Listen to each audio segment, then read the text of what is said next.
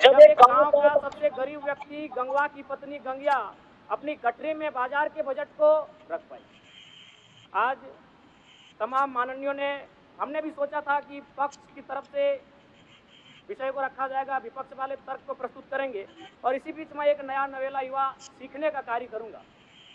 लेकिन मैक्सिमम समय इन्होंने दिशाहीन मुद्दों पे रखा, तो मैं, चूंकि मैया सम्मान योजना मूल बिंदु रही, केंद्र बिंदु रही, किसी ने उसे सम्मान कहा, नारियों का सम्मान कहा, महिलाओं का सम्मान कहा, हम लोग भी महिलाओं के सम्मान के पक्षधर हैं। हमारे एक भाई कह रहे थे कि 2500 रुपए की राशि जब एक स्कूल कॉलेज में पढ़ने वाली बहन को दिया जाएगा तो उससे वो स्कूल कॉलेज कागज कॉपी कलम की सामग्री लेगी।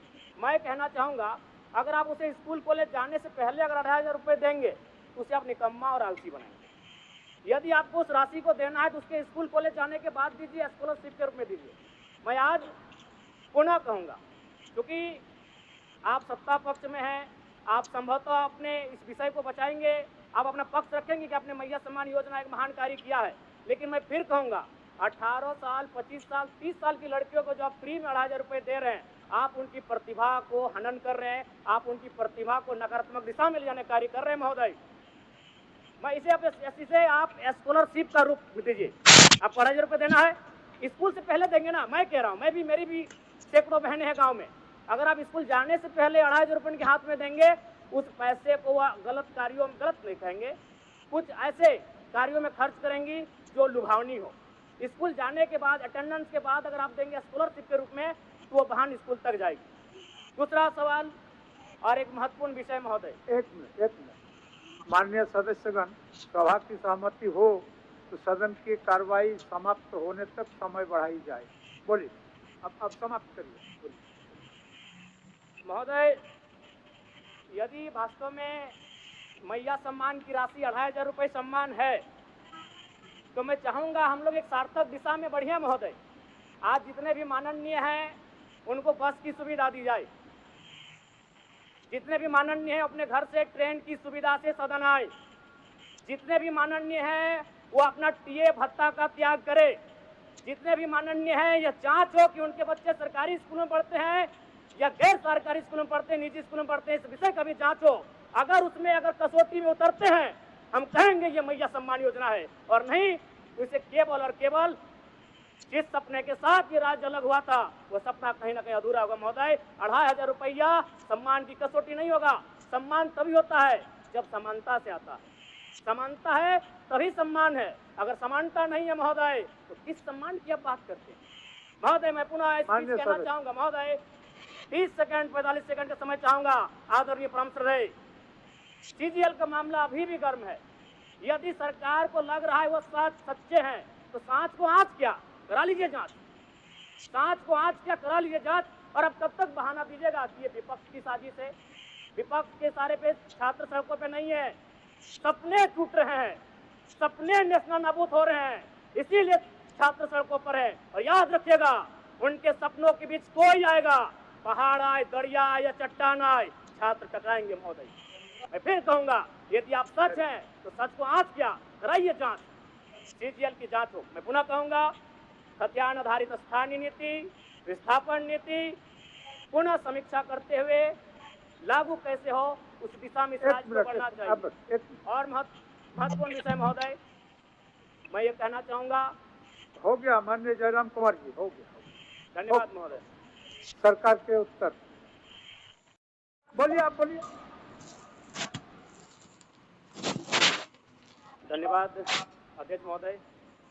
मैं माननीय राज्यपाल महामहिम के अभिभाषण की सराहना करने के साथ साथ अभिभाषण के विपक्ष में कुछ बातें रखना चाहता हूं।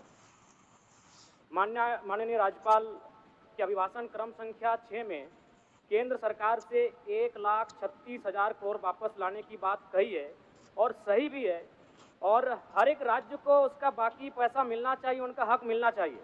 लेकिन अध्यक्ष महोदय, मैं आपके माध्यम से सरकार से पूछना चाहता हूं कि राज्य के सभी बैंकों ने मिलकर 2019 से 2024 तक 5,55,018 करोड़ रुपए दूसरे राज्यों को भुगतान करने का कार्य किया है। बैंक में जो पैसा डिपॉजिट होता है वो दूसरे स्टेट को जाता है। और अगर अभी देखा जाए तो झारखंड का सीडी रेशियो मात्र 36% है। जबकि आप तुलनात्मक अध्ययन करें तो आंध्र प्रदेश का सीडी रेशियो 110 के आसपास होता है, तमिलनाडु का सीडी रेशियो 115 के आसपास होता है। अगर और सबसे महत्वपूर्ण बात कि बैंकर समिति के अध्यक्ष माननीय मुख्यमंत्री होते हैं। अगर इस पैसे को हम लोग बचा के अपने राज्य में ले आते हैं तो लोन के माध्यम से यहाँ के युवा, यहाँ के महिलाओं को अगर निर्गत कराते हैं तो बहुत बड़ी समस्याओं का निदान होगा। इसलिए मैं चाहता हूँ कि सत्ता का ध्यान इस ओर आकृष्ट हो। मैं आगे अध्यक्ष महोदय, राज्यपाल महोदय ने अपने अभिभाषण में शहीदों का जिक्र किया, शहीदों के विचारों को आत्मसात करने का जिक्र किया, लेकिन मैं कहना चाहता हूं कि शहीदों के उन्हें माला चढ़ाना, उनके विचारों को आत्मसात करने से कहीं ज्यादा जरूरी है शहीदों को सम्मान देना। मैं एक झारखंड, चूंकि माननीय मुख्यमंत्री भी झारखंड आंदोलनकारी के सुपुत्र हैं, आज वो मुख्यमंत्री हैं, मैं भी एक झारखंड आंदोलनकारी का बेटा हूं, आज मैं विधायक के रूप में आपके बीच हूं, लेकिन आज असंख्य झारखंड आंदोलनकारी के परिवार है जो आज छत बिछत हो चुका है। इसलिए मैं चाहता हूं जिस प्रकार एसटी आरक्षण, ओबीसी आरक्षण और एससी आरक्षण, ईडब्ल्यूएस आरक्षण के साथ झारखंड आंदोलन की लड़ाई लड़ने वाले आंदोलनकारियों के परिवार को, आश्रितों को 5% आरक्षण की व्यवस्था की जाए, ये मैं सदन से मांग करता हूं। अध्यक्ष महोदय, थोड़ा सा और समय लूंगा। अब हो गया जयराम, जब सरकार का उत्तर होना है, अब सरकार फिर बाद में फिर सेकंड पारी में मौका मिलेगा। मान्यवर 30 सेकंड, मान्यवर 30 सेकंड।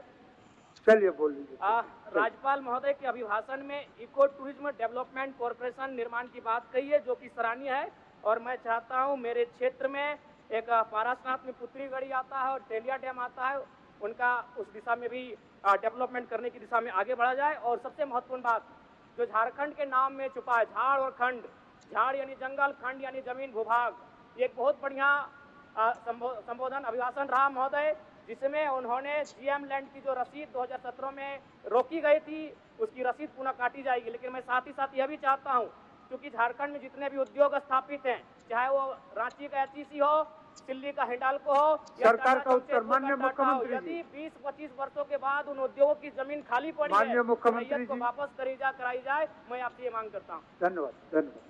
सरकार का उत्तर।